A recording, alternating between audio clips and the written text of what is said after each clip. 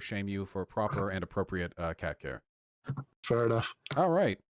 So we're here to ruthlessly debate and epically own one another in the free marketplace of ideas, correct? God, I hope so. Hey, so first off, I mean, I could if you would prefer. Would you like to introduce yourself to my young and gullible audience? Well, they're clearly an audience that enjoys watching leftists make arguments and debate people, and that's something I professionally approve of, so that they're fine by me. My name is Ben Burgess. I wrote a book called Give Them an Argument, and now going to be starting on Saturday, actually, a podcast with the same name. Anybody wants to tune in to watch that, it's going to have Harvey K talk about radical history, Bhaskar Sankara talk about socialism. Should be a good episode. I also did for about a year and a half a segment on the Michael Brooks Show called The Debunk, I don't know. I guess that's probably good, but I think what we're going to talk about today during the epic, brutal owning of one another is some things that you recently said about class reductionism and maybe how it would be useful for socialists to think about how class and economics relate maybe to other things, like race and different forms of bigotry and discrimination. They're based on different things, but I don't want to get too much ahead of ourselves. Right. So first of all, thank you for coming on. And my apologies for your loss with respect to Michael Brooks. Thank you. Yes. Very unfortunate that. So with regards to class reductionism, so there's this tendency that I've noticed, and I understand the term class reductionism gets thrown around by a lot of people. A lot of them are liberals who get upset at the mere mention of class.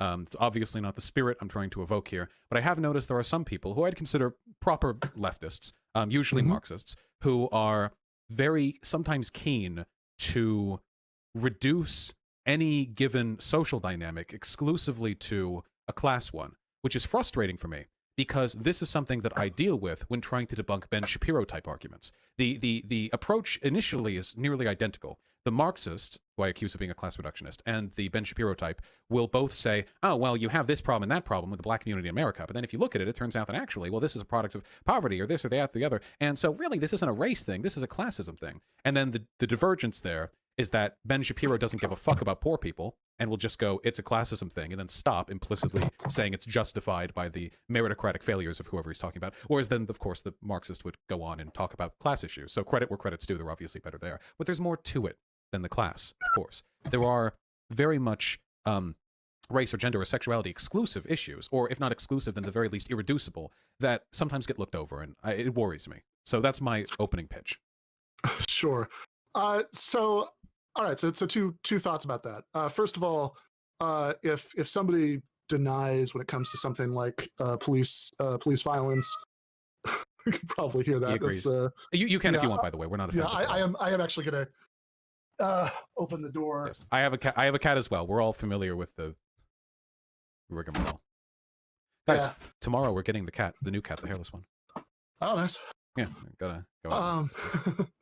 Yeah. So look, if anybody denies that that racial bias exists, that just to focus on that example, we can also talk about the other examples you brought up.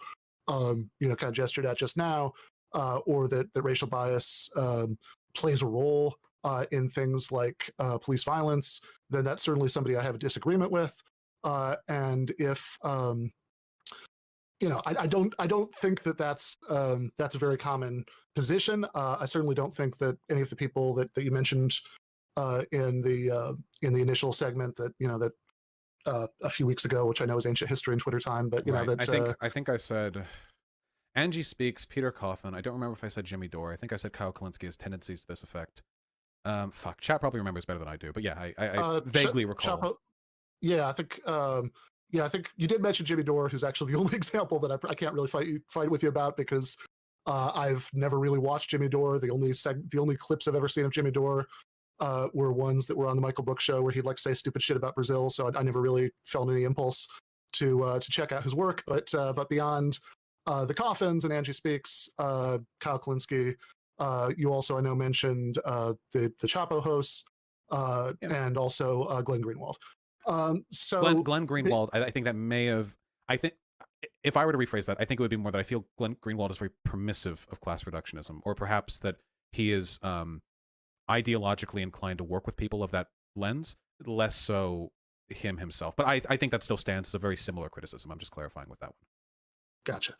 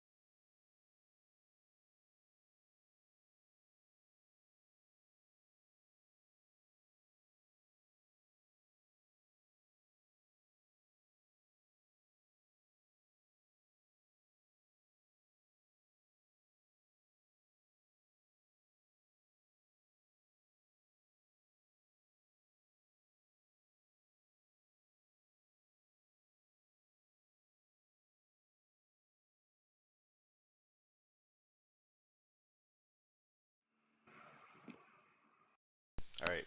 Hey, shit. There we go. And I'm losing. Got it.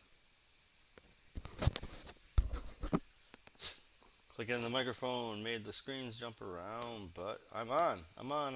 All right. Thank you. Sorry. Thank you, Corvo. Corvo Bianco Nero.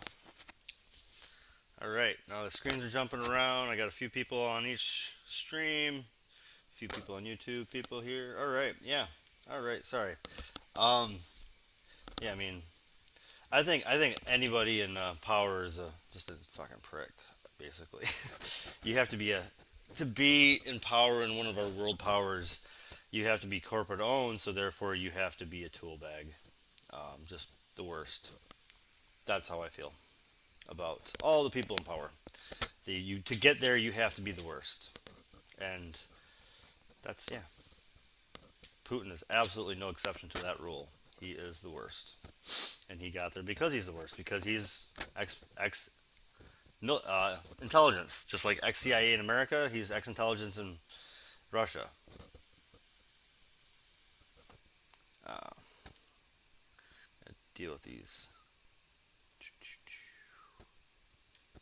So, San Marino. in any case, I don't. So, in that example, right? I don't think that any of those people on that list, Not sure. or San certainly Marino. people who What were do you often mean? accused of class reductionism, like for example Adolf Reed, I don't think any of them deny that racial bias exists. Racial bias plays a role in problems like police violence.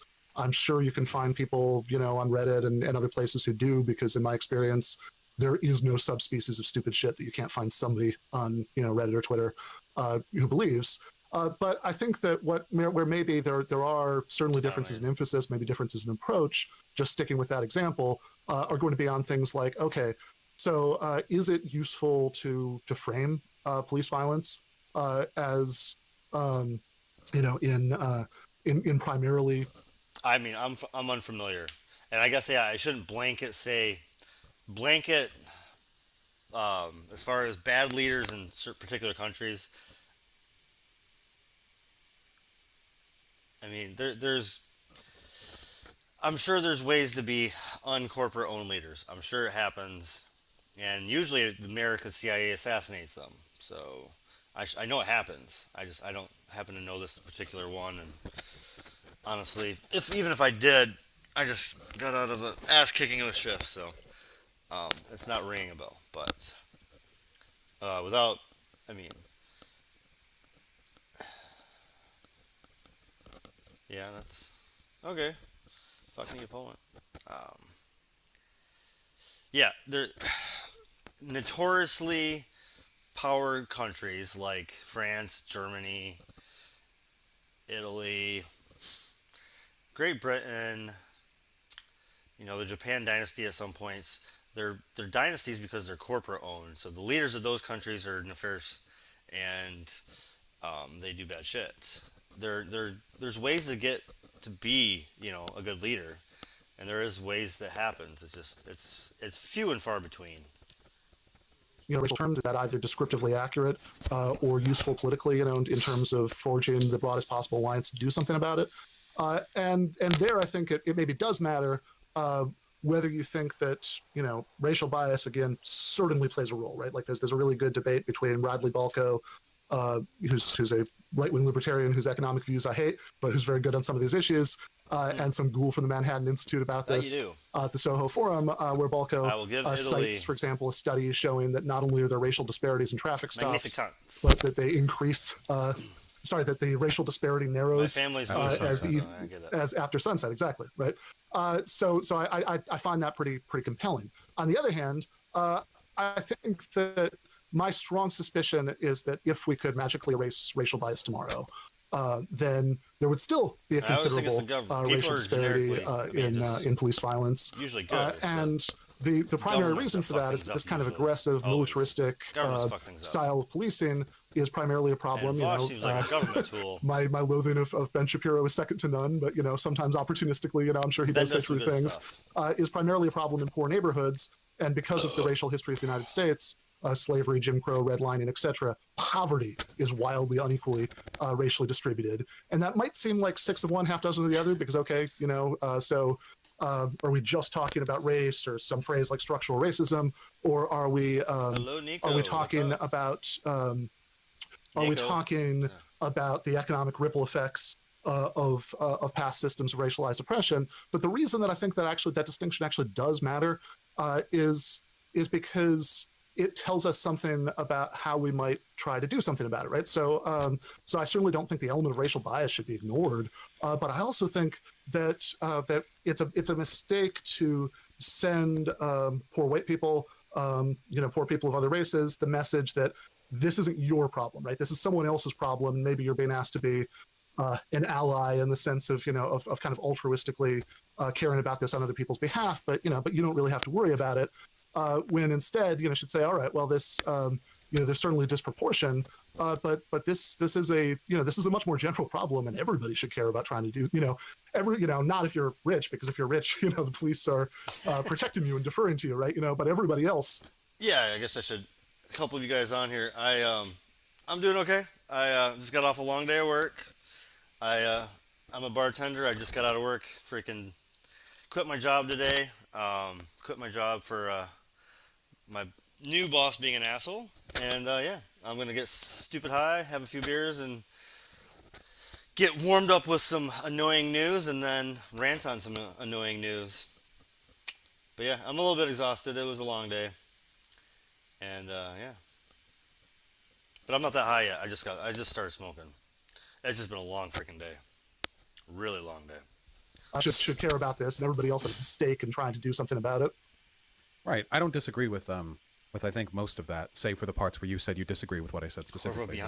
Obviously, I disagree with that. With regards to sort of prescriptively how we should deal with this movement, I agree, of course. The vast majority of the disparity that black people experience in this country, certainly with regards to police, is in large part a product of past racial biases compounding to existing material imbalance, which then is technically a part of systemic racism, of course, but it's also material in the sense that it could be addressed by fixing any class disparity. It's racial disparity enforcing a class disparity, and to an extent vice versa as well. Now, sort of in an Ouroboros, when you have more black people who are poor, then even if you have race-neutral laws, they end up affecting black people more because of previous circumstance. I think that, and I don't disagree with any of that. I think that there's a difficult discussion to be had on the extent to which you should impose a class analysis on a movement that is mostly caught up in liberalism. By default, any movement the Democrats support in this country is going to be largely liberal-backed, just by way of our numbers. I can't imagine what proper leftists can't be more than a few percentage points of the population of this country.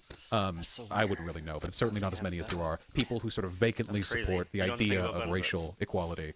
Right now we've got, there are four, putting together both houses of Congress, there are 4 people out of 535 who call themselves socialists in any sense, which is, at least a good realistic place to start. We'll raise the numbers soon. We'll work on the ratio.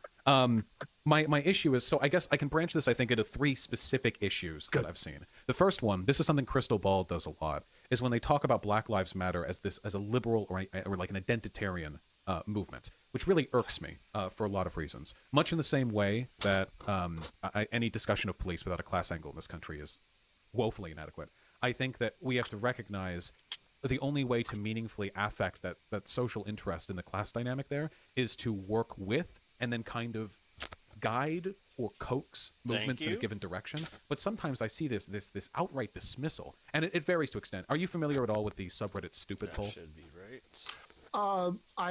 I know vaguely what it is. I generally try to stay far away from Reddit. Right, they're good, but they're irrelevant. And you should strike them from your mind. Whatever the case is, there is this contingent of like angry, very edgy leftists online. Leftists maybe being a dubious classification there, who are obsessed with rejecting anything they consider liberal. Among those things being, you know, sort of sensitivity, civility politics, which good, fuck it, intersectionality, and Black Lives Matter. And I feel like sometimes we placate or we sort of gesture to these groups in our language at times. It reminds me of the class, well, I don't know if you're voting for Biden or not, but it reminds me a lot of the people who argue this sort of this pseudo-historical materialist defense for not voting for Biden, where it feels like we're scrounging up any manner of like permissive explanations, anything that sounds good, anything that sounds leftist, Okay. as long as we're owning the libs, as long as we're striking back against the DNC. And that's what bugs me the most, I think. If we want to introduce a class element to the Black Lives Matter protests, Godspeed us. We have our work cut out for us. There are liberals Thank everywhere. And I think to an extent, there is good work being done on that front.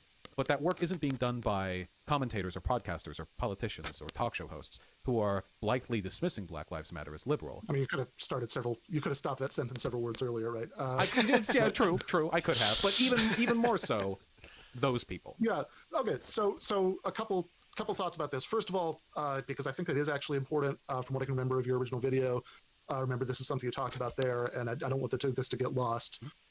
So just to put this out there, first of all, yes, I am voting for Biden. I'm actually because of my work plans, man. there are two possible states that I might be living in this fall, and both of them could conceivably, both of them could conceivably go either way. Both of them went to Trump last time, but I do have the position that we should do like.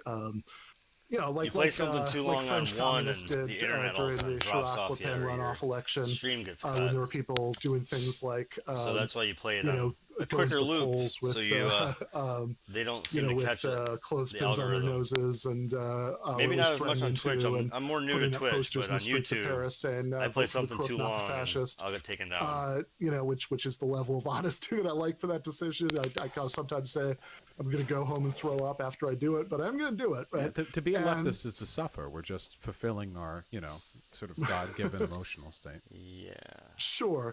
And I will say, right, and I don't want the part about crystal ball and Black Lives Matter and all that to get lost either, because I do want to go back to that. But just real briefly on the election issue, I don't necessarily see much of a connection between that and the class reductionism position, though, right? Since I think that on almost regardless of emphasis, right, the case for and against is very similar, right? So the case against voting for Biden in swing states is, well, in most cases just Biden is awful and reactionary and an enemy of the people, all of which is true, but I think the premise doesn't support the conclusion in the way. Yeah, I mean, I think that's up to it's up to the individual, and individuals have the right to choose, and shaming somebody for a vote is actually worse than anything that you could do. If you go out and vote, that's your vote. You get to choose. People are not allowed to shame you for it. People aren't allowed to push you in one way or the other. That is your individual right to make that choice that day. So when you shame somebody from voting, that's way worse than any of these. And just sorry, freaking, that's way worse. It's worse to shame somebody for voting away than it is to try to have this debate. What people think it does, and the case for it is that, look, we can make strategic decisions about what kind of enemy that we want to fight on about which issues, for the next 4 years and on what terrain. And I think that since we are, especially because we're starting from a place of relative weakness, as we were discussing earlier, I think that it would be really good. Hey, we could just do this purely in flatly economic, reductionist terms. We could, that like, are we going to be better off fighting on a terrain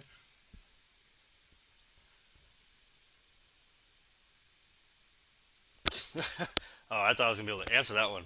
with National I don't Labor know. Relations Board is staffed with people who are crusading to wipe out what's left of public sector unions, or not? I don't Right? understand. And that's a pretty easy tactical calculation to me. Thank you. Thank God. I don't, with that question, I don't understand like the way we look at voting. I don't understand like our closed-mindedness to new approaches at it, are just battle like the way we battle in certain states for voting is insane right now. Is that Greg Palast does the whole thing on cross-check, and Greg's Palace whole thing on cross-check is he's looking at anywhere from 3.5 to 5 million people get taken off the voter registry, and Democrats aren't fighting to get those back. They don't care about those votes. They have other concerns about votes, but they don't care about the 3.5 to 5 million that they know are getting taken off the ballot. So the way we approach voting is ridiculous. Like, there's such better ways. We have progressed way past what we're doing, and yeah, I mean, we can do blockchain voting. Why haven't we even looked at that? Other countries have done it, and it looks brilliant, and yet we're still battling on little ID laws. It's insane. The just our ability to meaningfully organize under a Biden presidency, under an inept, weak, dawdling, neoliberal, is so much greater than what we could conceivably do under, a fascist and an administration full of people who are willing to enable that fascism and wait on the courts to respond. Yeah, totally. And also, and that feels less hyperbolic than ever after the tweets about delaying the election and sending the DHS to Portland to stick people in unmarked vans. If that makes me a liberal, I'm willing to be a liberal.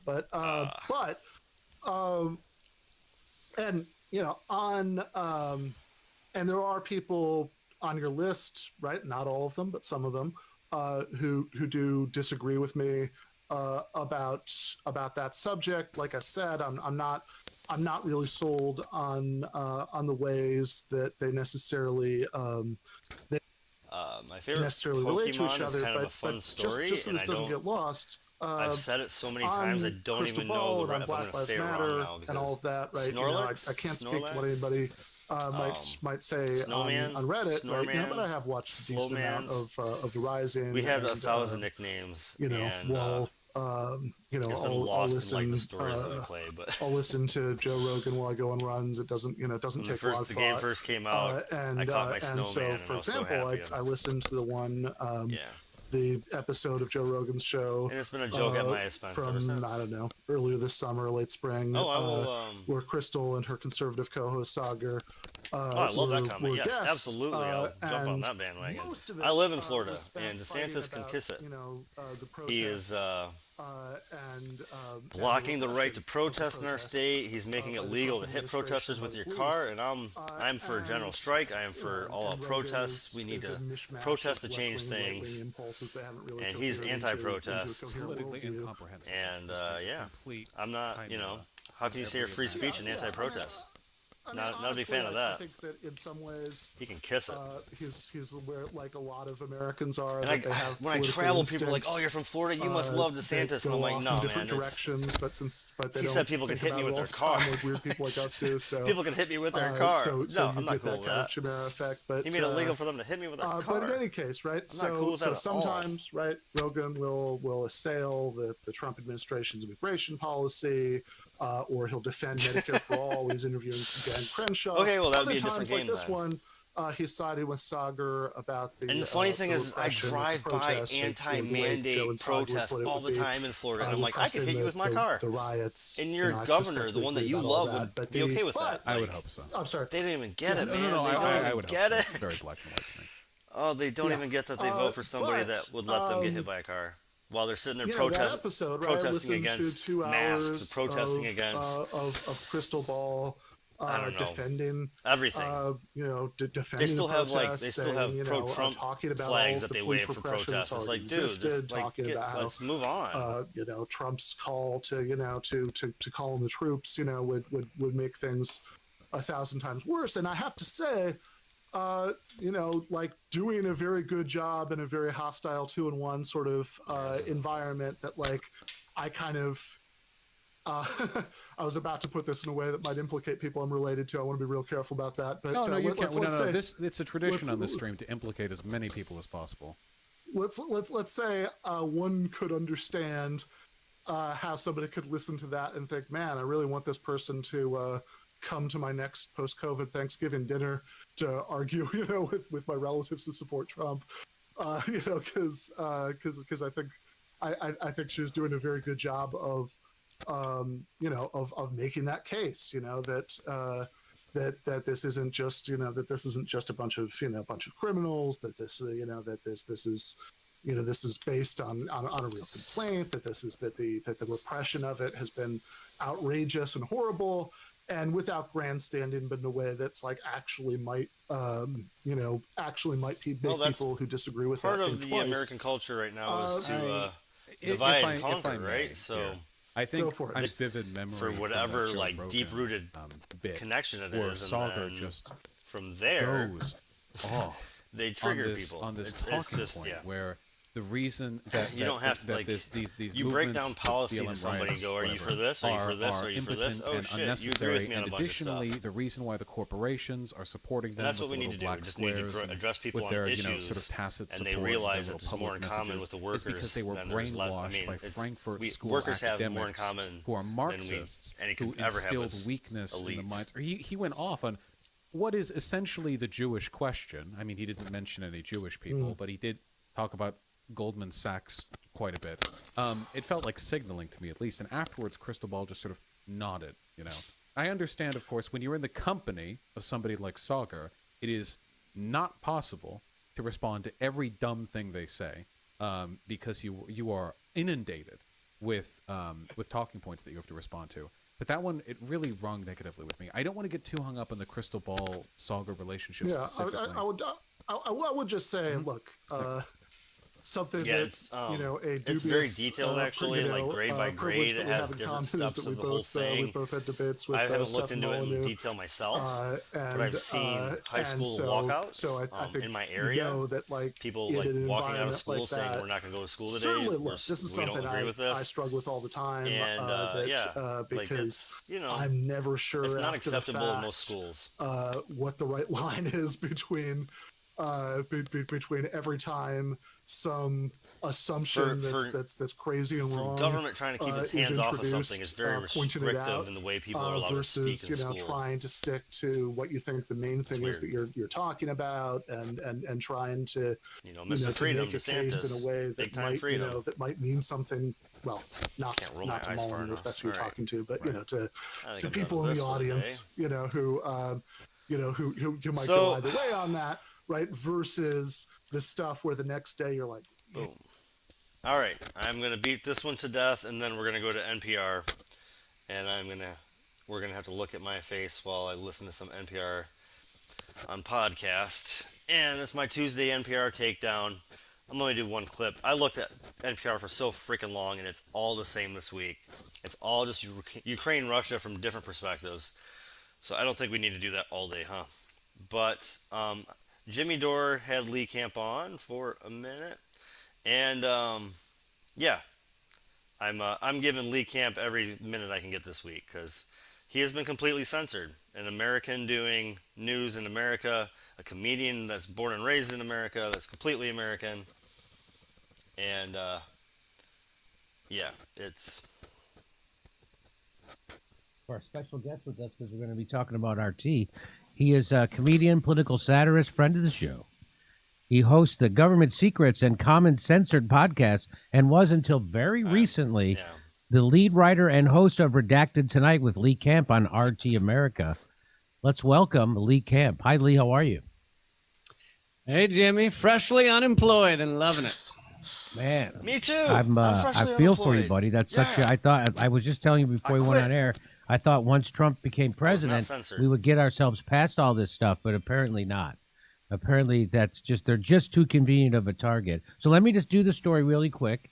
Russia state-run news outlet RT America is shutting down and laying off staff, report says. Okay. Now, it's funny because Russia didn't shut us down when we invaded Iraq.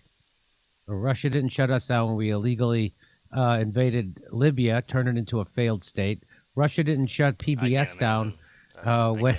I mean, it's just when we're occupying Syria right now. Who's shutting down PBS? And nobody. All right, so Can you stop Jesus sugar fucking cravings? YouTube, Christ. Sorry, YouTube is. I'm not gonna give them money, so I'm not gonna pay for their stupid anti-ads. the American branch of Russia's state-run media outlet RT is shutting down and laying off most of its staff. CNN reported on Thursday RT America will be ceasing production at all locations because of unforeseen business interruption events, according to a memo obtained by CNN. Jesus. Unfortunately, we anticipate this layoff will be permanent, meaning that this will result in the permanent separation from employment of most TNR employees at all locations, the memo said.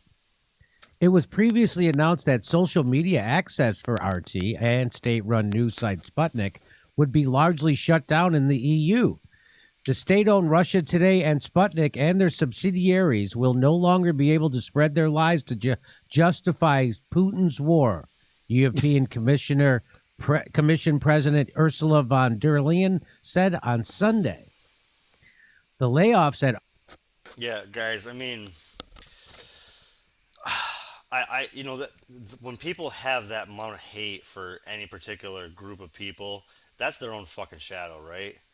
And yeah, not only are they wrong, it's their thing to deal with.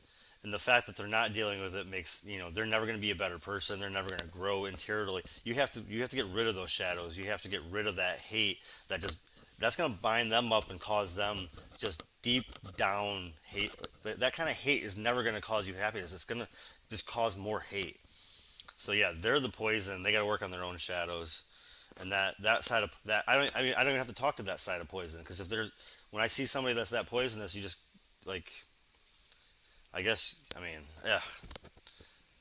that's their own shadow. RT America, which launched in 2010, come after satellite provider DirecTV announced it was dropping the network. The network also aired on the public airwaves in Washington, D.C. According to CNN, staff were informed of the layoffs at an all-hands meeting on Thursday. RT America has done, one laid-off employee posted on Twitter. In recent years, RT America hosted shows from the likes of former CNN personality Larry King and right-wing comedian Dennis Miller. Since 2017, it had... In recent years, RT hosted shows with the likes of Larry King and Dennis Miller. Also, let's go ahead and say Ed Schultz went there before. Fucking Chris Hedges. Some of the biggest names that are actually journalists in American news. Received more than $104 million in funding from the Russian government. Half that money coming in 2020. Really? It is not the end of RT as a brand. However, with English language content still being produced from an office in Moscow, as of Thursday evening, the channel was still streaming live on YouTube in the United States. So let's bring in Lee Camp. Lee. So, Lee, what would you like to say about this situation? I mean, it's disgusting censorship of the grandest kind. I mean, they didn't give us any reason as to why it shut down, but the fact that it happened so instantly, there was no hey, we're gonna lay off a few people and we'll cut back to just news, or it was really like Wednesday everything's fine, Thursday everyone's gone kind of thing. Makes me think that it had to be somehow connected to the U.S. government or sanctions that made it just impossible for them to operate. And, this was one of the few. I know people want to believe that we were given talking points, or, the Putin memo comes down from on high. But I was never, the reason I was there is I was never told what to say. I was never told what not to say. I was never censored. I wrote all my own stuff. It was Jesse Ventura. Jesse Ventura gets called a freaking Russian apologist.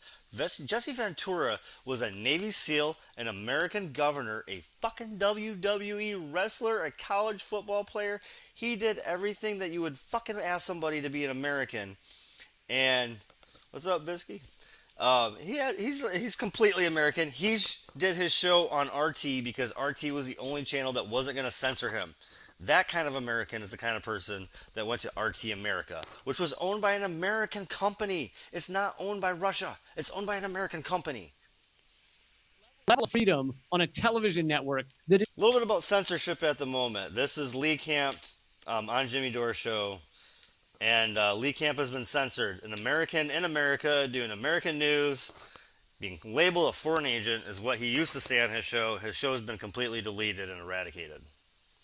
truly unheard of. And Ben Swan, who's worked at CBS, NBC, Fox News, and RT, said by far RT is where he had the most freedom.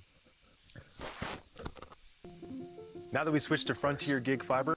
Yep, thanks. Cheers. Am I conservative? I would consider myself okay, so am I conservative? No. I'm far progressive. I have many things in common with libertarians, but I consider myself a progressive. Well left of any Democrat. I would never vote for a Democrat or Republican, but I have voted for libertarians and Green Party and independents. That's typically my point of view. I don't vote for the two-party system.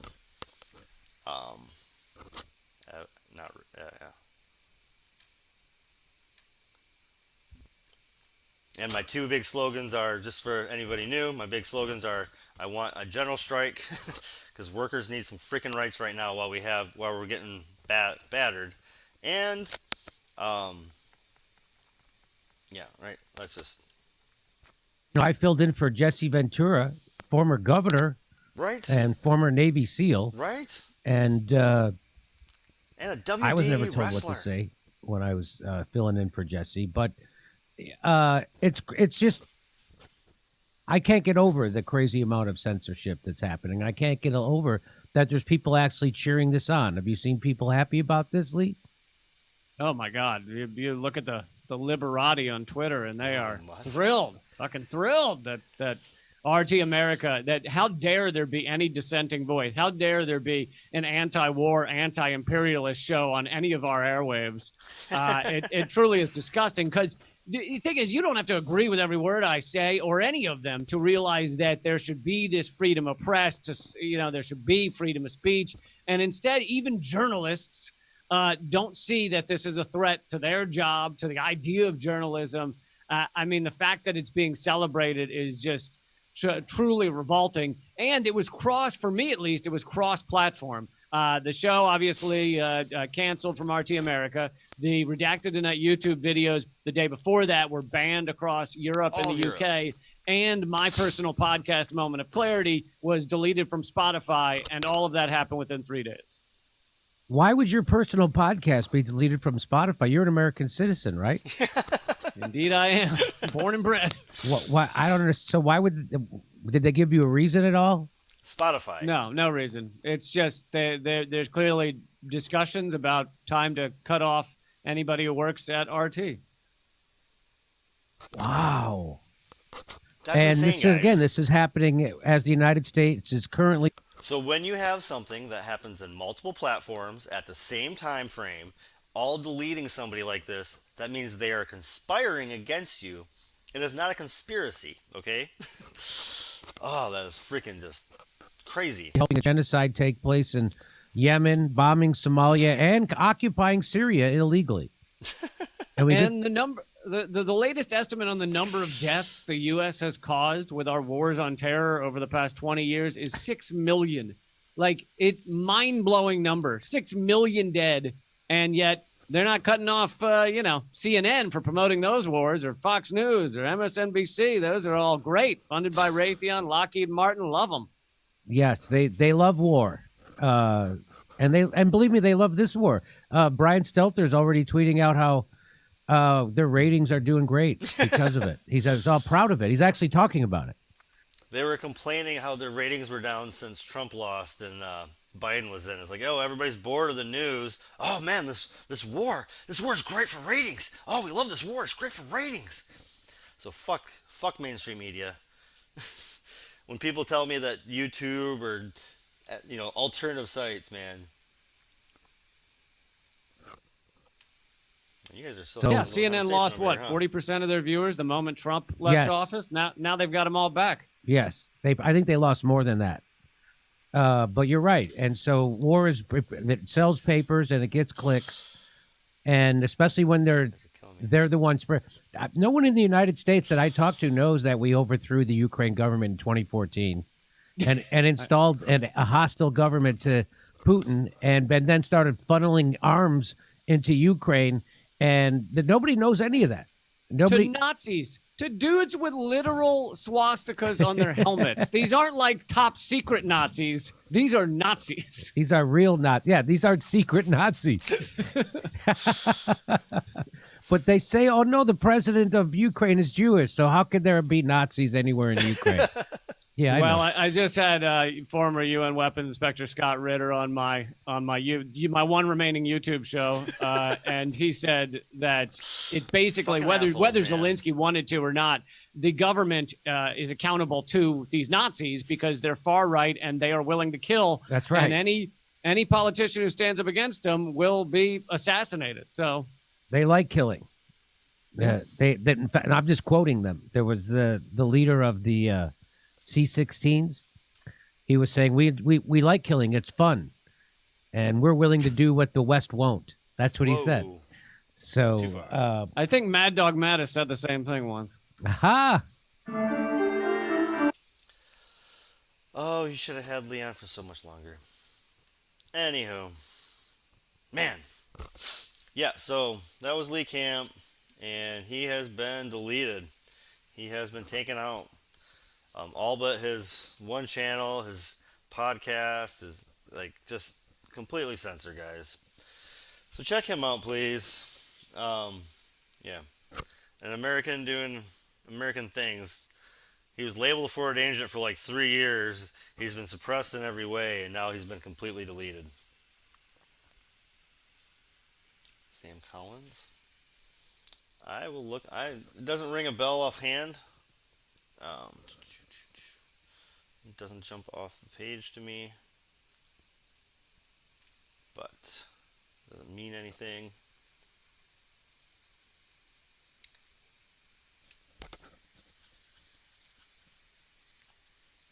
Whoa. Okay.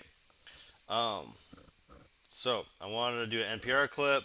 We're gonna go to Spotify, who has deleted Lee Camp's podcast, so not a big fan of them at the moment. But anyhow, and then we're gonna do a quick Senate overview in Florida. So I got some corporate bought Senate perspectives here in Florida that I get to vote for pretty soon, and I'm going to do a Stoney progressive takedown. But first, a little NPR. I try to do NPR once in a while. It is a supposedly government neutral site. They are actually owned by they're actually kind of donated to from the Koch Foundation and Bill Gates Foundation. So Horasan, I don't need to go to that. Alright, I haven't listened to NPR in a while.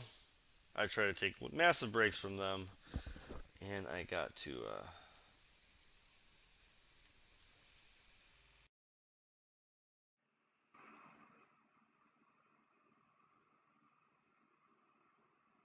This message comes from NPR sponsor Proven Winners fix much, but this has changed his perspective on it. It's perked him up. He's now looking for ways to get a work visa in other countries. He's looking for ways to leave the country, and I get the impression it's far from just him.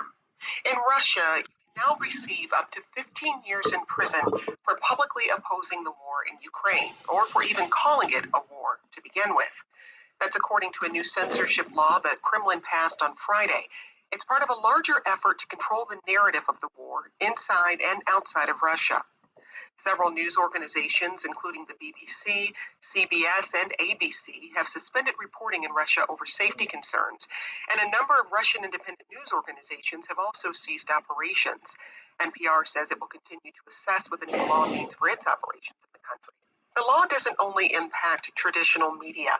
Russia blocked access to Facebook and Twitter in retaliation for removing content by Russian-backed media outlets Russia Today or RT. The law doesn't only impact traditional media. Russia blocked access to Facebook and Twitter in retaliation for removing content by the Russian-backed media outlets Russia Today or RT and Sputnik. RT America ceased production and laid off all its employees.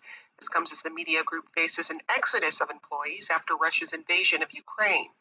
After the break, we'll dive deeper into President Putin's censorship campaign. We just heard different. We just heard from a freaking RT employee different. So she's already lying right off the bat, right in the introduction of the fucking article. 1A can kiss my one ass because every time I listen to them, they fucking propaganda. She just lied. Jesus. I'm Jen White. You're listening to the 1A podcast, where we get to the heart of the story. A reminder to have your questions answered on future topics, or just to let us know what you think, tweet us at 1A.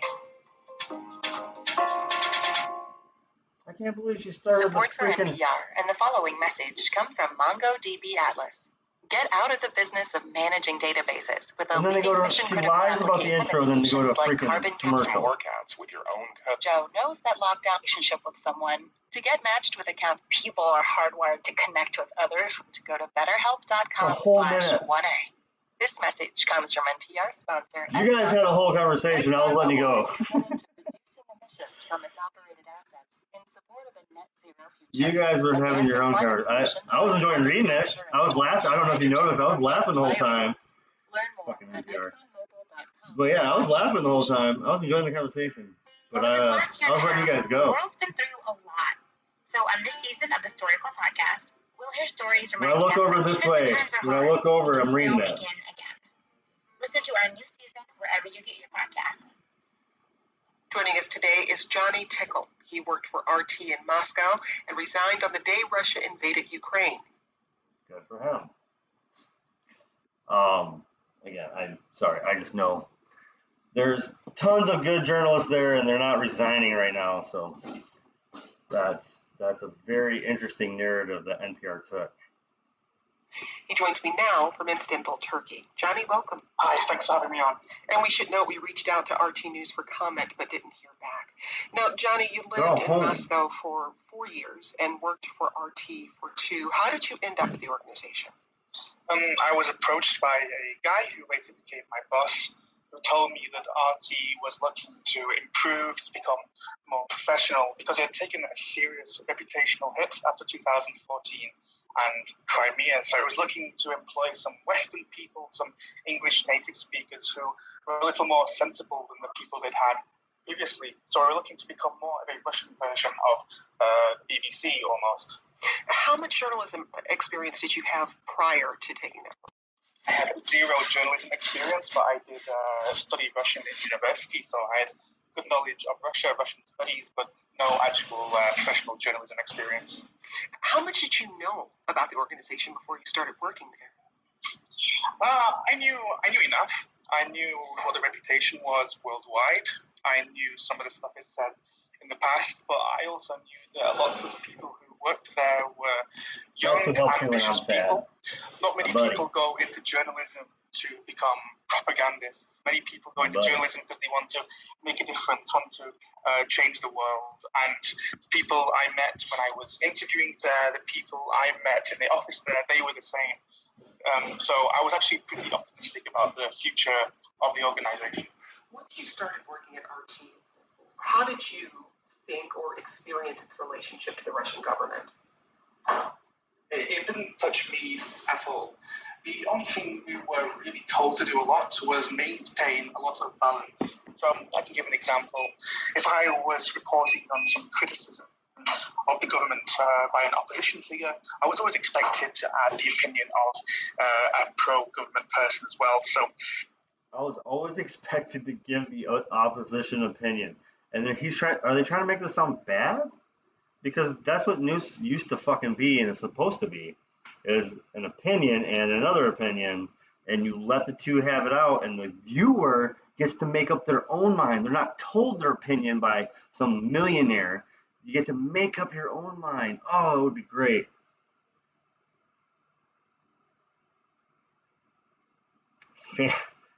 That's the worst fan fiction I've ever thought about, and now my head hurts. Thank you for that. I need to go get some nugs. All right, I'm gonna grab a nug because that just hurt my brain a little bit. This message comes. Nope, don't you dare. Oh. it gives its point of view, and it gives opposition point of views. It gives the views of regular Russian citizens. And that seemed to me like a really great vision for the future of the company. And I was happy to be a part of what I saw as potentially a changing and improving and a more professional organization. And I wonder for you, as you think about the 2 years you spent at RT, do you find yourself looking back at the work you did there and viewing it through a different lens? I'm personally very happy with the work I put out. I was always very careful to be balanced. I was always very careful to put in an opposition point of view whenever I could find one. And I think I was lucky in that way because I was not a Russian citizen. I was a British citizen, still am. So I think I was given a lot more leeway in that. So personally, I'm happy with what I wrote. Of course, I'm not happy with some of the stuff the organization put out, but with my own personal output, with my name on the top, I think I can definitely live with that. What do you think the media landscape in Russia looks like moving forward? It's terrible. It's awful. There has been some amazing independent news outlets in Russia that are now either closing or being severely restricted. The state media there is going to only get more and more controlled. It's a massive shame because I know Russian journalists who work for multiple different outlets in the country, and lots of them are very highly skilled. They have integrity, they're hardworking, and they want to be good journalists. That is unusual, lady. Stop from doing that. It's very sad state of affairs, and it's very worrying actually for the future of the truth in Russia. That's Johnny Tickle. He's a journalist based in Istanbul, Turkey. He's a former employee of RT, or Russia Today. Say thanks for joining.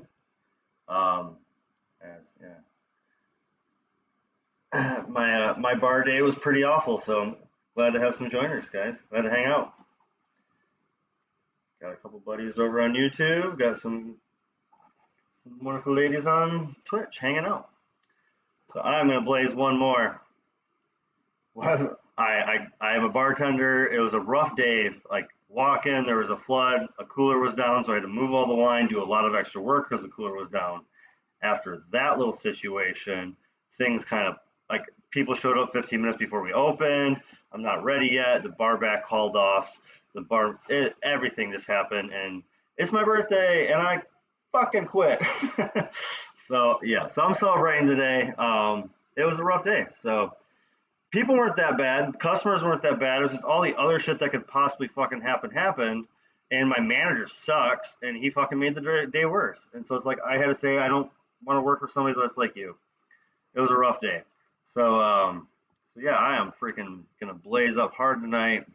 Try to forget that negativity, and I am trying to take my aggressions out on a little politics, and then hopefully I can walk my dog at the end of the night. That's what makes me happy is my puppy. Walk the dog at the end of the night.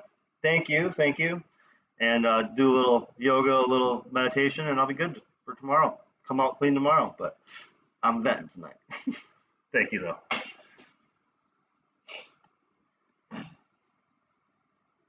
Yeah, tomorrow will be a better day.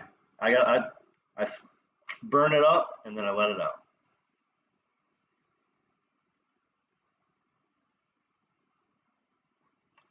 All right, let's listen to some NPR. Well, I blazed this up. I got some fresh from fresh Mateo Blue for the day, some indica to pass out. No problem. Let's add some new voices. Peter Pomerantsev is a senior fellow at the SNF Agora Institute at Johns Hopkins University. He's also the author of This Is Not Propaganda, Adventures in the War Against Reality. Peter, it's great to have you back. Thank you for having me again. Also with us is Paul Farhi. He's a media reporter for the Washington Post. Paul, welcome. Thank you. And Anastasia Kruope. She's an assistant researcher in the Europe and Central Asia Division at Human Rights Watch. Anastasia, it's great to have you with us. Thank you so much. Great to be here. Anastasia and Paul, you were both listening into our conversation with Johnny Tickle, and I'm curious to hear your reaction to what he said. Paul, I'll come to you first. Well, I think it was a fairly accurate summation about working at RT and working for the Russian government. If you'll notice what he said, it's that the Russian government doesn't straight up push propaganda. It says a number of things that actually are true, but it also pushes its own narratives on its listeners and viewers, and that's been pretty much the case. Hear some things that are accurate, but that's just sort of the bread around the sandwich. The meat of the sandwich is the Russian perspective, and the Russian perspective is that the U.S. typically is hypocritical or corrupt or lacks the moral standing to criticize Putin, and that's primarily the thrust and the outreach of the Russian media agencies. Paul, I want to make sure we're clear about the difference between media outlets, which are state-owned versus state-funded, and then places like NPR, which get some money from the government but are independent. How are they independent, like owned by Bill Gates and Koch Foundation? I'm sorry, they're such Bill Gates tools that it's kind of gross. These all different, and where does Russia today fall on the spectrum?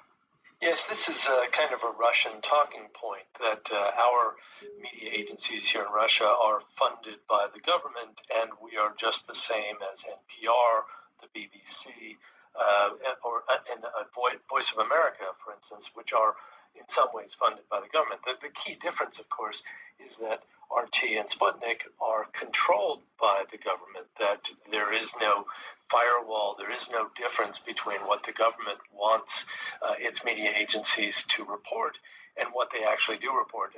Whereas the BBC is editorially independent, Voice of America has literally a firewall, not literally, but it has a series of laws that prevent any government intrusion into the editorial process.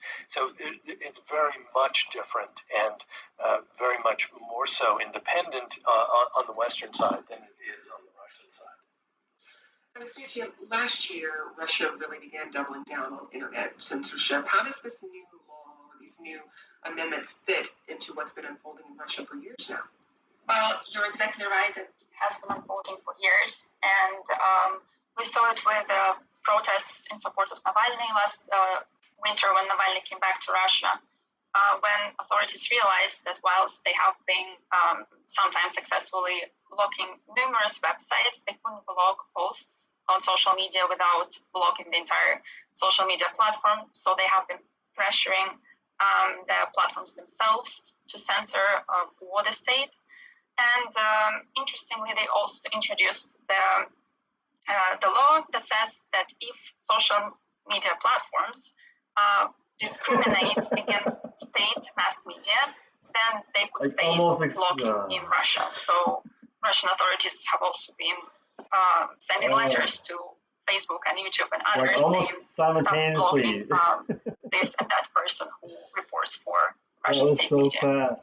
Now, Paul, I couldn't even read the first one when the second one came out. Last week and laid off all its employees. Walk us through what happened.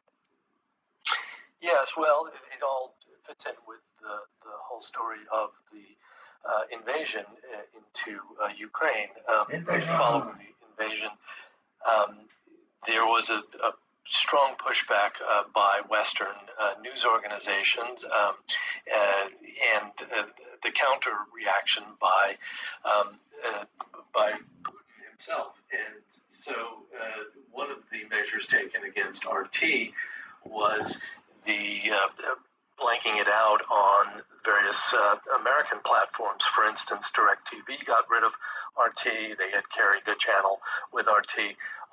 Roku had carried RT. All of these American platforms that made it available decided, because of the war, that they would get rid of it. That made RT America, which is based solely, it appears, in Washington, D.C., kind of a moot point. There is no American audience. There's no real way, other than by the internet, to get RT in America. So therefore, it really is a waste of money to continue funding an operation that few Americans can actually see. And that's what effectively the Russia Media Organization did. They said, let's take away the funding, not spend the money. We're producing work that no one is able to actually access. And that was the end of RT America. We got this email from Ethan who says, Radio Sputnik broadcasts pro-Russian propaganda on 105.5 FM in the DMV area and on a Reston-based transmitter. It is essentially the same thing as RT Media, and Sputnik is a Russian-backed media organization still operating in the U.S., specifically in D.C. Paul, how is it that Sputnik has been able to survive, at least for now? Yes, because Sputnik is on these two stations in Washington, D.C. under contract with a middleman, a broker called RM Broadcasting out of Florida. They contracted back in 2016. Again, RT America is owned by an American company and has no, like, when they say they get money from the Russian government, they get money from, like, ties to their advertising or shit. It's not propaganda. Get on the air. So far, no one has come after that NPR propaganda and tried to push them off the air. Sputnik is also heard on a series of small stations in Kansas City. I'm paying attention. This is, I'm paying attention. I'm reading this. Attempt to get a radio beachhead in America. It's been terribly unsuccessful. They've spent about $1 million plus a year trying to sustain this radio operation. It's not clear that anybody in the Washington area actually listens to these stations, but very few people do. According to the last ratings book, they weren't even in the top 40 stations rated in the Washington area. So it's really questionable as to what they're actually accomplishing by having these stations here. But as we've said, this new law doesn't just affect traditional media. Russia blocked access to Facebook and Twitter last week, and after we had, again, this was in retaliation against the platforms for removing content from RT and Sputnik. On Sunday, Netflix and TikTok preemptively suspended their services in Russia. What was the social media landscape in Russia before all this happened? How open was it even then? It depends on which kind of social media platform we're talking about, but I can definitely say that for many Russians, social media platforms became kind of the space of an actual public discussion, where the real topics could be brought up and discussed without fear of retaliation or being blocked for publishing something if you have a website. So it is, of course, heartbreaking that the authorities are currently blocking Twitter and Facebook, like you said, and we cannot exclude the possibility of further blockings of YouTube, etc. And there are even talks of sort of isolating Russian segments of the internet altogether, which is also, Elon's not 13. Romeo was like 14, right? Elon's like 55 and been a billionaire since he was born. Very concerning. So yeah, that's absolutely the case. Even average Russians are unfortunately suffering from the inability, in fact, to discuss and to say what they feel. We're discussing Russian censorship and propaganda during the war in Ukraine. Jeremy writes, I just got out of Russia last week. There are a lot of young people recruited into RT who don't have the foggiest idea of what journalism is. They think they're balanced. We'll hear more from you and our guests in just a moment. Does anybody think NPR is balanced? They're left, right? Does anybody think MSNBC is balanced? They're left. Does anybody think CNN's balanced? They're bullshit. Does anybody think Fox is balanced? They're right. Is any of these balanced? No. So them calling RT not balanced, they had...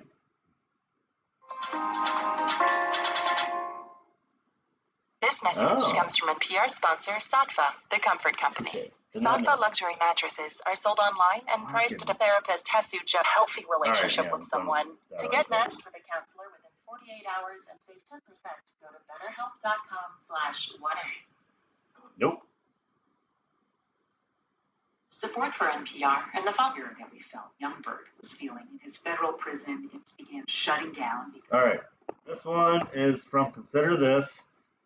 I try to not look at 1A. They always give me just the best anger bait. Again, I'm trying to rant. Trying to get rid of this anger. So I'm usually trying to be more chill and stoned and chill about things. But, rocking it today. A little angry. This one's called COVID-19 Inmate Deaths in Prison. And I just had a cousin get out of prison. I've had a cousin, my closest cousin, he was in prison like through our 20s. So I've experienced having family come out of there. I've never been in prison. I've never, spent any real time in jail. I've gotten a DUI and a pot possession and had to spend, a couple nights for violations and shit. But just, drinking and smoking pot. So nothing, no prison shit. But because of the pandemic, a pandemic we didn't know much about at the time. Now, imagine how intense that fear would have been if you were an inmate then. That's how Waylon Youngbird was feeling in his federal prison in Springfield, Missouri, when he sat down and wrote a letter to a federal judge about his situation. Greetings, sir. Just a quick letter concerning the pandemic of the coronavirus affecting the United States. That's an NPR producer reading his words. A lot of us here are very concerned for our own safety and worried for our families and relatives at home. Youngbird said he had heard on the news that some people had been saying the Federal Bureau of Prisons should reduce the population and make room for serious, violent, and high-risk level inmates. And let the low-risk, sick, terminally ill patients, non-violent inmates, to be given a change to go to home confinement or to be sent home for their families in this time of crisis. He asked for home confinement, which would allow him to go home while still being monitored by the prison. As a high-risk patient, he was hoping he would get approved. He was not. Youngbird died in a prison medical facility from COVID in the fall of 2020. Consider this. For nearly 2 years now, thousands of federal inmates have been trying to get released from prison due to COVID risks, but many have failed. Since the start of the pandemic, nearly 300 prisoners have died from COVID-19. From NPR, I'm Elsa Chang. It's Tuesday, March 8th. This message comes from NPR sponsor UKG. No matter who they are or what job they do, you want to give your employees all the support they need. And UKG, with their HR and workforce management solutions, can give you all the tools you'll need to help you make your people, all of your people, feel like they belong. UKG, our purpose is people. This message comes from NPR sponsor UKG. No matter who they are or what job they do, you want to give your employees all the support they need. And UKG, with their HR and workforce management solutions, can give you all the tools you'll need to help you make your people, all of your people, feel like they belong. UKG, our purpose is people. It's Consider This from NPR. Throughout the pandemic, the Federal Bureau of Prisons has said that they have a plan to keep the pandemic under control. But federal prison records tell a very different story. NPR's Meg Anderson dug into those records. If you look at the death rates in those prisons for the 5 years before the pandemic, you'd expect that in 2020, about 300 people would have died. But in fact, 462 people died. That's more than 50% higher. And last year, it was 20% higher. Since the start of the pandemic, nearly 300 prisoners have died from COVID-19. And many of the inmates who died of COVID tried to get out, just like Waylon Youngbird. Many of us are at high risk of getting this virus because of our health conditions, the overcrowding conditions here, and the uncleanliness of this prison medical center. Youngbird was a prisoner in his early 50s, and he had a lot of health conditions that made him vulnerable to COVID. He was sick enough, in fact, that he was in a prison for inmates who need intensive medical care. And so he kept writing to that federal judge. If given the chance, I will prove I can stay out of trouble and follow the rules and conditions set for me. I know I'm not a bad person. I just made a few bad decisions in my life. Youngbird had only been at his prison a few months for dealing drugs. He asked to be approved for something called home confinement, where you're still in prison custody, but you're being monitored at home. At the start of the pandemic, it seemed like a lot of inmates might be able to go home in this way. That's because in order to help keep staff, prisoners, and the surrounding communities safe, the Bureau of Prisons needed to make the prison population much smaller and quickly. The consensus about that among public health experts, scientists, and doctors was nearly unanimous and nearly immediate. That's Patricia Richmond of the Federal Public and Community Defenders. It wasn't just health experts. The Attorney General at the time, Bill Barr, pushed for home confinement too. And COVID relief legislation called the CARES Act made it easier to do that. That was just a broad All right, Bill Barr is a fucking person. It's like they just triggered me. Bill Barr, all right. Bill Barr is a North Carolina senator. He's garbage human, and him blocking this is just he is corporate owned for ever and ever. But one of the things I like to do, guys, ladies, everybody, is not fucking that. Is talk about some of our Senate, Congress people, and I used to live in North Carolina, and luckily somebody is running against Tom Tillis. There's a Green Party candidate that's fantastic, but like I said, I always vote alternative party, and Tom Tillis is a Republican who's garbage. Bill Burr is retiring, so both Senate seats are actually open, I believe. And Bill Burr is garbage. No, I think he's retiring, but he's leaving in 2 years. So they have a Senate race now, and then they have a Senate race in 2 more years. And so right now is Tom Tillis running for re-election, and in 2 years, Bill Burr is coming in. So North Carolina has 2 Senate races. This right here is Marco Rubio. He's running for re-election here in Florida. He's my Florida representative. I never voted for him, but he's in, so congratulations to him, I guess. But I get to vote against him now, so that makes me pretty happy. As far as life can go, getting a vote against Marco Rubio. I got to vote against one of my other big ones was voting against Senator McCain, when I lived in Arizona a while back. That was pretty nice.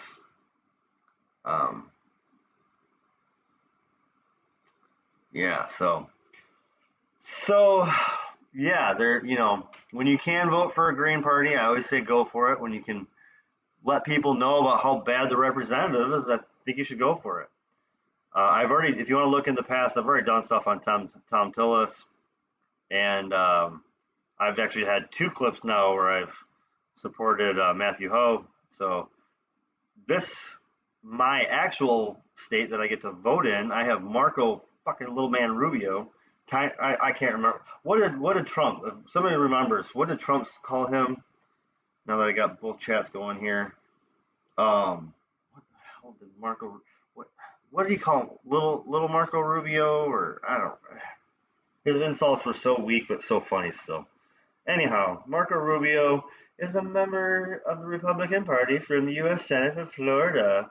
He got big-time money. He said that Juan Guaido was the president of Venezuela, even though he didn't even run for fucking president.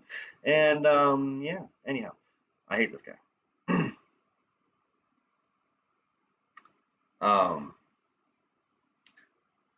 Yeah, I get to vote against him, and that makes me very happy.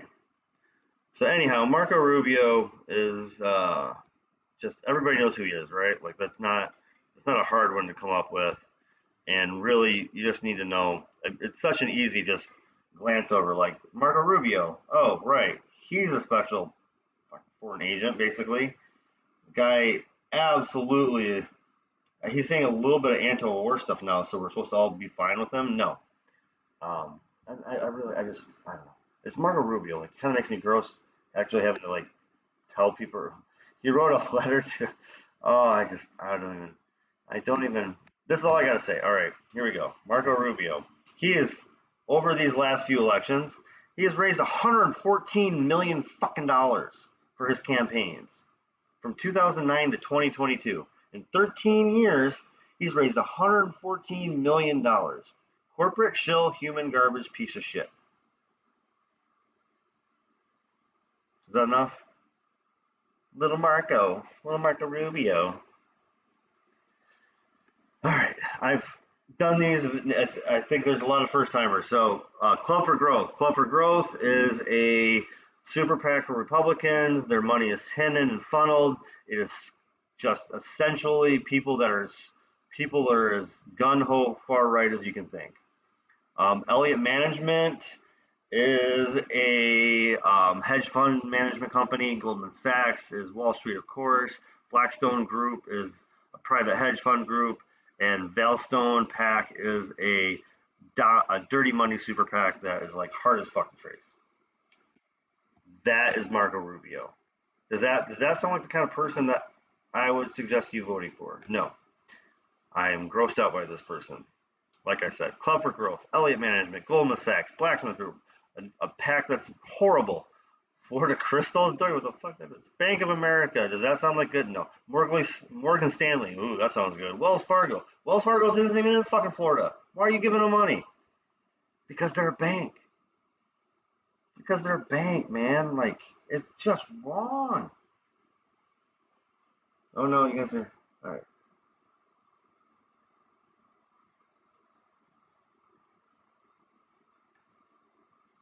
Okay, there. Dropping the stories.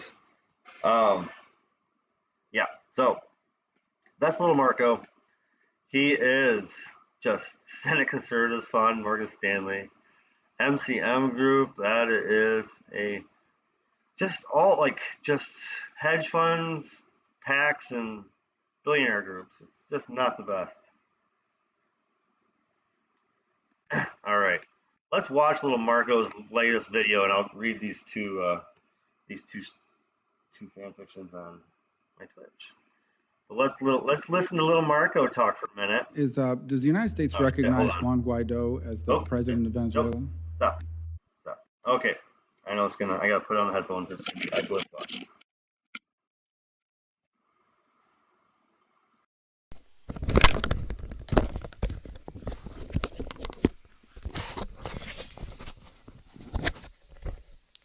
Let's listen to little Marcio.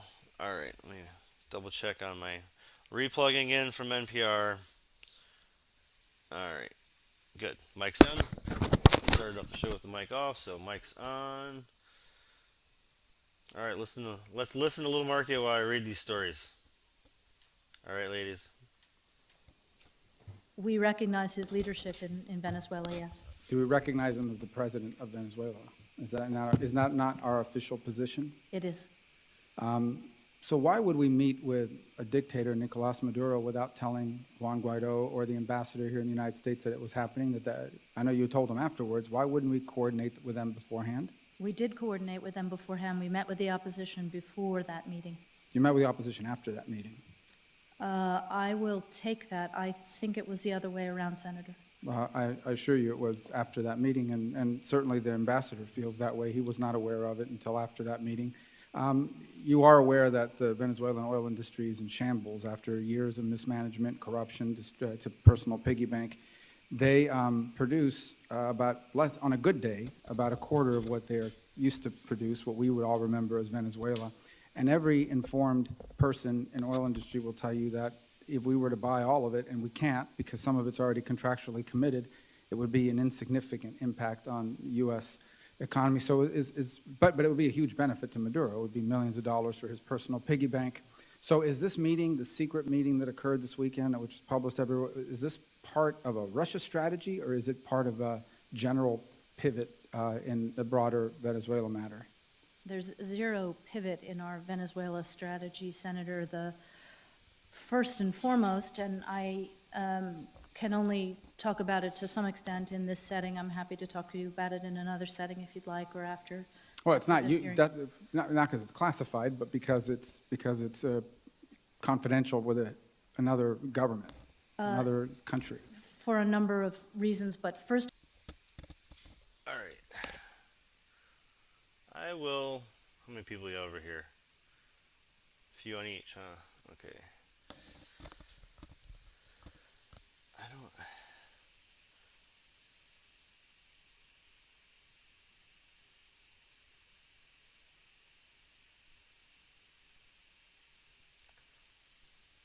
I don't know.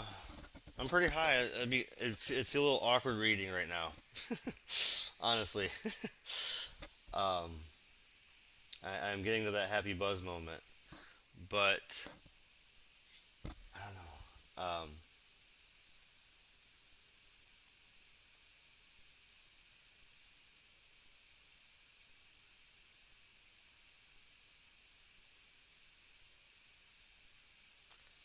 I maybe I think I have preconceived notions of Elon Musk, so it's hard for me to judge this properly.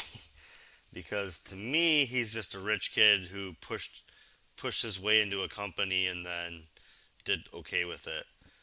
Him and Bill Gates, I have a prejudice against. Yeah, I feel like I'll just get like I'll super blush and start. I get dyslexic when my blood sugar gets low, and so I feel like I'll just start getting really super dyslexic. No, I do. I think the writing was cute and nice. Like I did enjoy the writing of your story. I have to admit, like it's a well. I read it twice. Like I had to like read over it a couple times. It's cute. It's a cute story. It's nice, but I also don't like the main character for preconceived notions. So that's hard.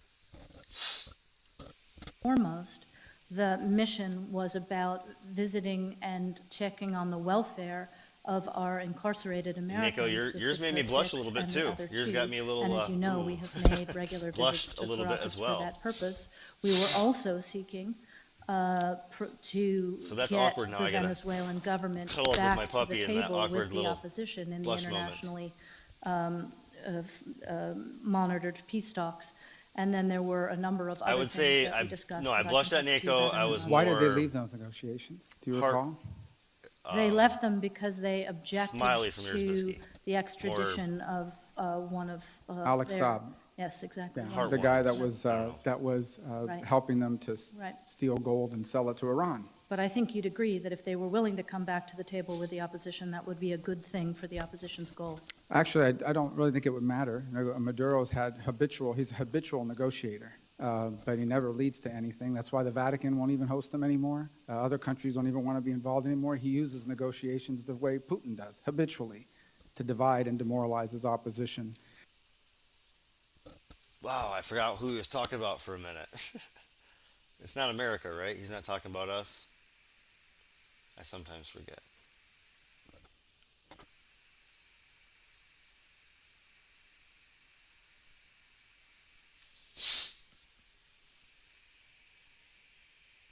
Yeah. But reminder for you guys on Twitch. I do have the Twitch comments on the stream, but I don't use the YouTube's comments, so they get to read you guys all day, and the people on YouTube just get to read. So they were reading your stories too. I just don't understand why we think that cutting a deal with Maduro now to lift sanctions, as he yesterday bragged on television about that meeting and how it's the end of, and as they mocked Guaido, that meeting did tremendous damage to the person that we recognize as the president of Venezuela. It's incredibly troubling, and it would mean nothing. We would notice nothing. He's more than happy to agree to negotiations. He uses them to divide the opposition and demoralize them habitually, the way Putin has done as well. I only have a minute left. Let me ask you, does Ukraine have chemical or biological weapons? Ukraine has biological research facilities, which, in fact, we are now quite concerned Russian forces may be seeking to gain control of. So we are working with the Ukrainians on how they can prevent any of those research materials from falling into the hands of Russian forces should they approach. I'm sure you're aware that the Russian propaganda groups are already putting out there all kinds of information about how they've uncovered a plot by the Ukrainians to release biological weapons in the country and with NATO's coordination. If there's a biological or chemical weapon incident or attack inside of Ukraine, is there any doubt in your mind that 100% it would be the Russians that would be behind it? There is no doubt in my mind, Senator, and it is classic Russian technique to blame on the other guy what they're planning to do themselves. Last question. I am certain that the Russians were looking at their their reserves as a way to buffer sanctions. Do you know how, now that we've sanctioned the central bank along with others, I guessed it on the do we writing. have an idea what percentage of their reserves are frozen or inaccessible to them?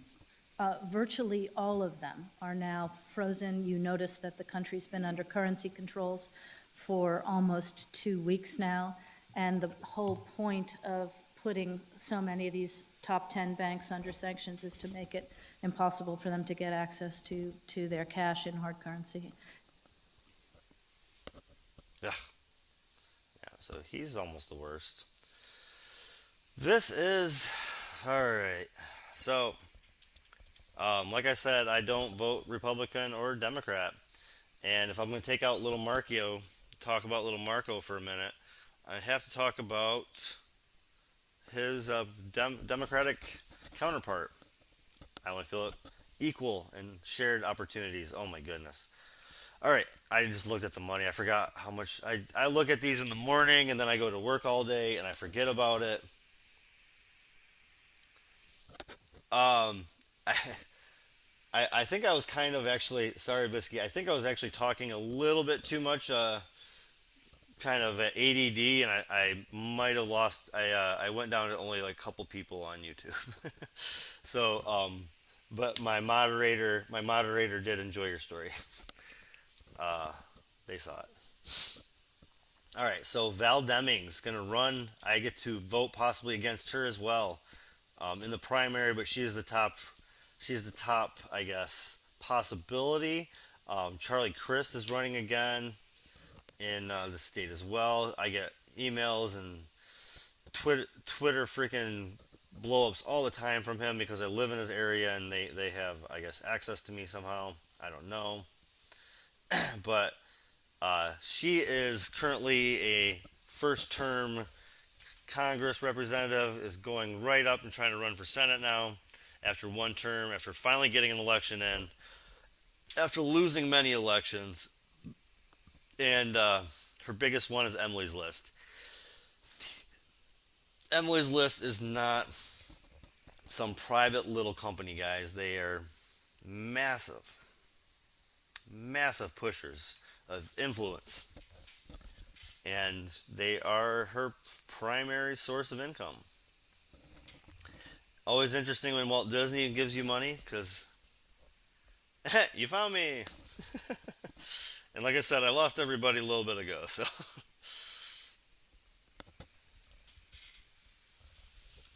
Yeah, you found me on YouTube too. But yeah, I lost everybody over there. I usually stream at like midnight to, on YouTube I usually stream like from 11:30 to 1:30, so by this time I've lost most of my normal people. Only on a Friday or Saturday stream will I get late nighters. But on Twitch I usually keep going because I get more people on the late night Twitch. And lose everybody on YouTube. It's like everybody starts out on YouTube and everybody goes to Twitch at the end, or I don't know. So, but yeah, thanks for finding me on both. Oh man, Comcast. Yes, I love it when Comcast gives to people. That makes them so. Sorry, yep. Yeah, they're all usually earlier on YouTube and then later on Twitch. Seems to be my weekday. On the weekend, it can be hit or miss. It's crazy, but it's usually this way on the weekday. It's okay. I have the two friends that I had on there. I will talk to them in the morning and see how they like the stories and the side banter that you wonderfully provided for us. That you had going for us on the side. So yeah, Val is also owned. She's not going to be any better for the state of Florida than Marco Rubio. And I've never seen this person speak. That's not. That's not her. What's happening here? Nicer this time and yield 2.5 minutes to Congresswoman Val Demings from Florida. Oh, okay. Thank you so much to the gentle lady for yielding. Madam Speaker, we are a government of the people, by the people, and for the people. But our brothers and sisters, our fellow Americans on the island of Puerto Rico, are not recognized as a government by the people. Puerto Rican Americans received citizenship 105 years ago today. But if we are going to truly be the land of the free, we must make good on America's promise to be a government of the people for all people. We need to be who we say we are. We need to be the country where every voice, every person matters. For over a century, the residents of Puerto Rico have been treated as second-class citizens within our country. It is un-American and it is unjust. I'm not trying to blast her again. She's corporate owned, so I don't like her, but it's funny to me because like 85% of the people that watch this are going to be watching it later. Thank you guys for watching it later. I stream at midnight if you ever want to join us live. But 85% of my views are always after the video. She has 55 views. That's like an average video for me right now. I've been doing this for like a month and a half, 2 months. As a freaking representative of the state of Florida, you would think you'd have a little more grassroots, a little more people excited about you. But she can't even get as many views as I can get. I'm sorry. It's just, this was like a week ago. You'd think that she'd have a little bit more backing.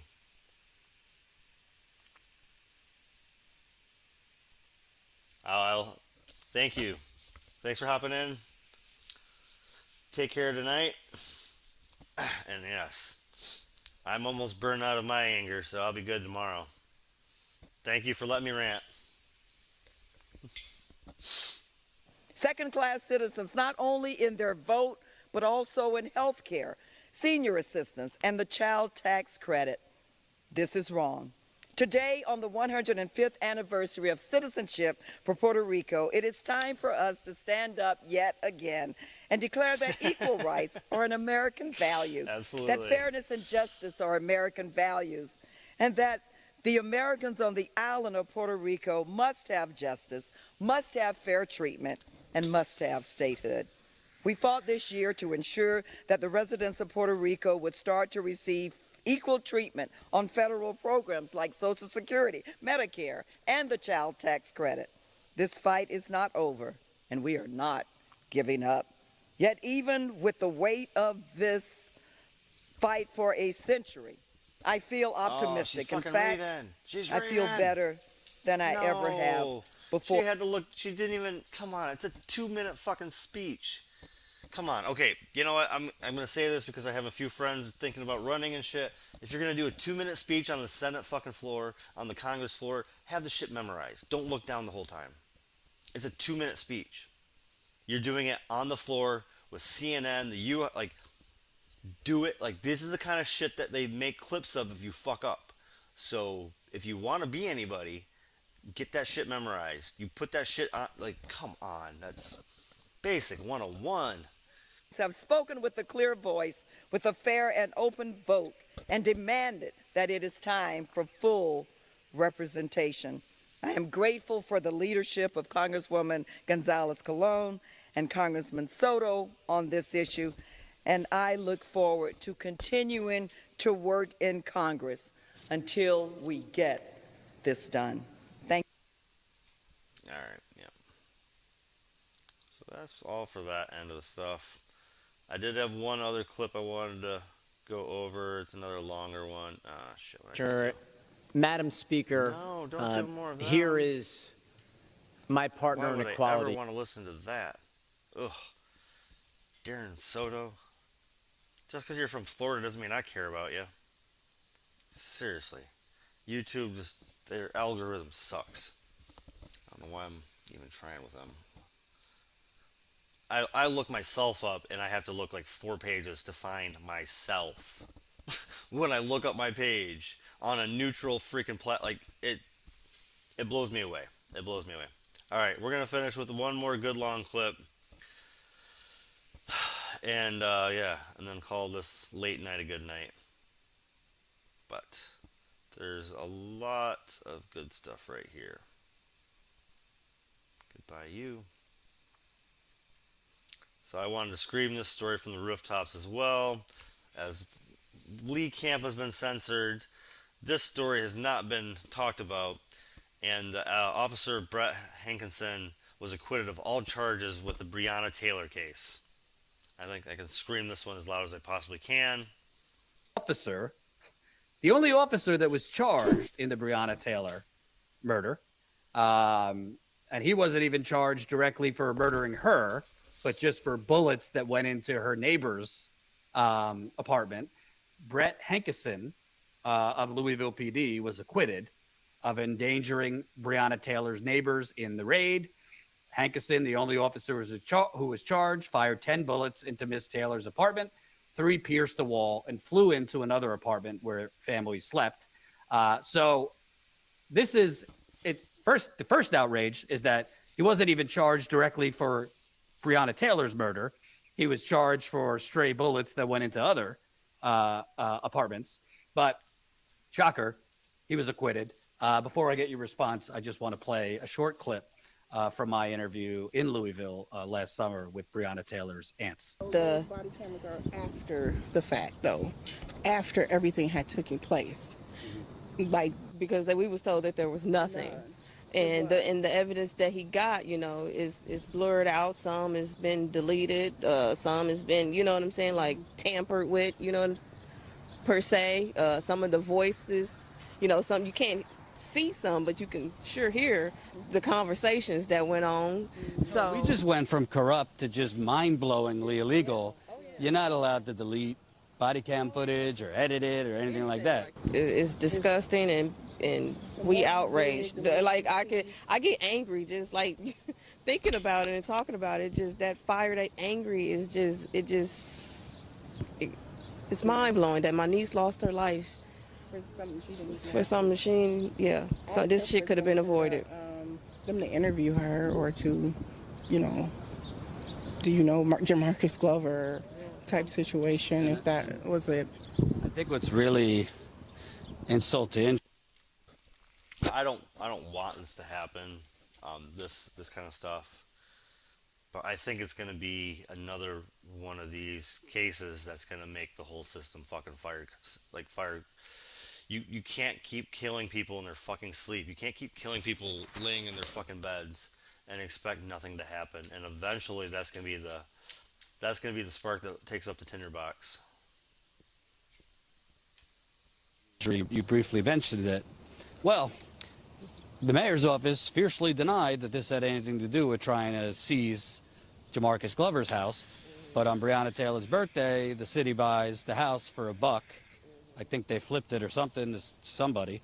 So it does seem that the city had an interest in that house. So there's multiple levels here between just straight up cover up, but also the motivations behind tying a black nurse to Jamarcus Glover. The reason I played that, and that I interviewed Breonna Taylor's aunts while I was in Louisville covering the story, so it's up on the channel if you want to watch the whole interview. The reason I covered that, played that, is not only has no officer been charged, well, one officer was charged, but not for the murder of Breonna Taylor. Not only did the Kentucky Attorney General, Daniel Cameron, lie about the grand jury process, but you have a massive police cover-up that has just been accepted. And I was in Louisville. They did some woke shit. They put up some signs. They called it Breeway, Breonna Taylor Street Breeway. But you have not an officer has been charged. Not an officer has been convicted. Only one officer was even charged. He just got off. He wasn't even charged with murdering her. It kind of goes back to what we were just talking about. You want to talk about human rights? Where is the Department of Justice? By the way, part of my interview with them was the FBI was supposedly investigating this. What happened with that? Just like the Department of Justice under Obama was investigating Eric Garner and civil rights, possible civil rights violation. that never went anywhere. And Trump's DOJ squashed it. It's just unbelievable to me. You have a blatant police cover-up. You have the Attorney General of the state who has it's not even up for debate. He lied about the grand jury because grand jury members came out saying he's lying about what we decided, and he didn't even give us the option of charging XYZ. Your thoughts just on it's just beyond corrupt and unjust. And okay, this is where I'm going to go into my full theoretical, philosophical mode. You know what's happening. There's no denying it. I think what is happening is that it's the shock of just how like blatant these people move. And again, this comes from a time where I have to say, before the internet, we weren't sharing these videos that quick and fast. You know, it took time for the Rodney King case had to happen on live television. Thank God there was the helicopter going by. Like, we live in an era where these people are still trying to move under old methods, trying to use old methods to execute old tactics, and we're hip to it now. We know the deal. The fact that we're still arguing, like George Zimmerman, it still starts with George Zimmerman and Eric Gardner. You watch them kill people, not necessarily George Zimmerman, but like you watch them kill people, and you know that they did it. And for some reason, we have a legal system in which it absolves certain people of certain actions based on their job description. I would love to work for Twitch and then, well, okay, let me not say that because that might get taken out of context. But I would love to work for Twitch and get away with something like I don't know, like stealing a car or something, and just say, well, you know, I was a Twitch streamer, I was doing it for content. Like, I don't understand how we end up in a world where a doctor can be charged for medical malpractice that might injure somebody, but somebody physically holding up a gun and shooting you when you are unarmed is just thought of as, you know, it's another day, another dollar. Human rights abuses in America have always existed, and I feel like now we're at a point where we're trying to figure out why the people in charge are allowing it to happen as opposed to stopping or even solving some of the societal issues that might lead a person of color to have a run-in with the police. We're not fixing over-policing. We're not fixing the old remnants of broken windows policing. We're not fixing the old remnants of stop and frisk. We're not fixing the societal effort to like actually put communities back together. We're just holding them there by the teetering of their little, you know, threads until they break, and then we blame the people themselves for it. And I never understood how we know that there were no drugs in Breonna Taylor's house. We know that a person woke up to the sound of the battering ram coming into their door. So of course yo, what's up? Yo, what's going on? Like, you know, in that situation, you would act the same way. Why would we have a legal system set up to allow people to get away with that type of thing, knowing full well that's what we've been asking for out of a situation our entire lives? The right to be able to defend ourselves. All these 2A gun nuts all shut up about this. The layers, the NRA, the judicial system, the prosecutors, the judges, you have to take a look at it from the inside out and realize that the game, for some reason, is just rigged by people's choices. We always love to say systemic racism is something that can be decodified within law, which is true to an extent, but you got to look at it from a bigger stage. I really have to view the system. And when I say the system, I mean the people that work in the courthouses, the people that work on the police force, the people that work in law enforcement, the people that work in medicine. I have to look at all of these avenues and say, you have legally killed Black people without any accountability. And you're just still out there practicing medicine. You're still out there being a cop. Oh, they moved him to desk duty. He shot somebody. He got PTSD. At least I would hope. Like, maybe he shouldn't be in that position anymore. Maybe she should, let me not make this a he thing. Maybe they shouldn't be in that position anymore. For some reason, we don't have any solutions to these issues. We just let the ball keep rolling. So if the ball keeps rolling, especially in the United States, I'm going to have to say, well, I'm sorry, I can't care about Ukrainians because, like, once I do, they still coming after me. Well, I got to tell you, Marquise, I'm careful what I say because I'm just a white dude, and it's all good. A white dude, every white person has some form of privilege, some more than others. But I got to tell you, as a journalist, I have felt this way for years. I'm sorry to say, but not much is going to change if we just keep protesting, circling around the same blocks, chanting the same shit. I can't tell you how many Black Lives Matter protests, indigenous protests, you name it, that I've covered, and I'll continue covering them, that I left feeling like this is just kind of that same old record spinning. We're just doing the same thing, expecting different results. It's not for me to tell black people how to lead their movements. Right? No. A matter of fact, I don't want to. I don't want to cut you off, but I want to cut you off because I want to save you the trouble. I appreciate that viewpoint. I think when we talked the first time, especially the last time, I always said you're one of those people that I feel doesn't put their foot in their mouths or step into an area or a situation that they feel or generally should feel like they don't belong in. And I appreciate that from you. I would say I agree with you on that front. There needs to be a I think there needs to be an economic part of these protests. Yeah. Like oh my God. So okay, small segue to make a point about a point. But the Canadian protests, the truckers, they have economic value.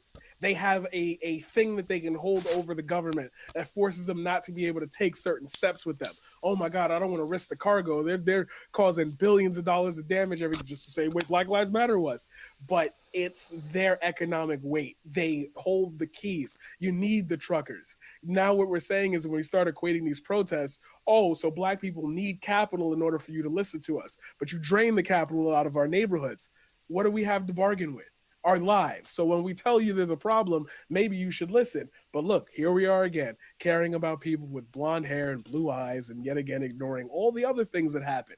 If we can address this and say this is a problem, we can address other things and say that they're a problem at the same time. And maybe if we started creating a movement where we were, and I know we did, Black Lives Matter is that movement, but if we were able to create an economic movement along with a social movement, that seems to be the only way that these bureaucrats are going to listen to us, these oligarchs are going to listen to us.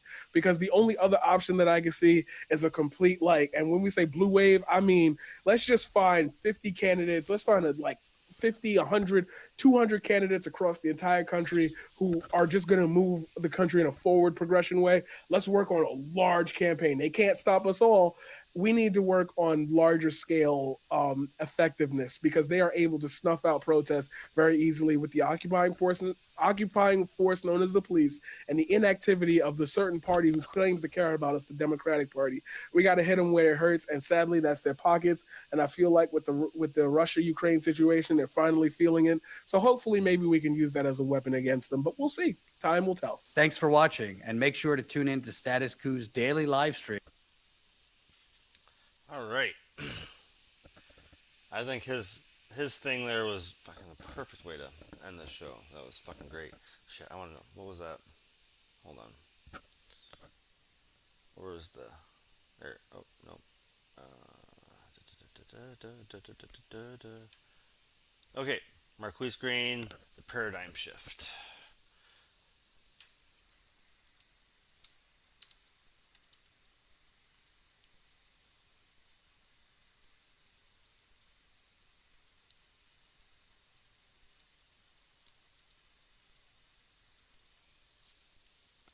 So we're going to check that out. All right, subscribed, guys, and we will call that a night. I think around 2 hours is good for the night. Thanks for joining me.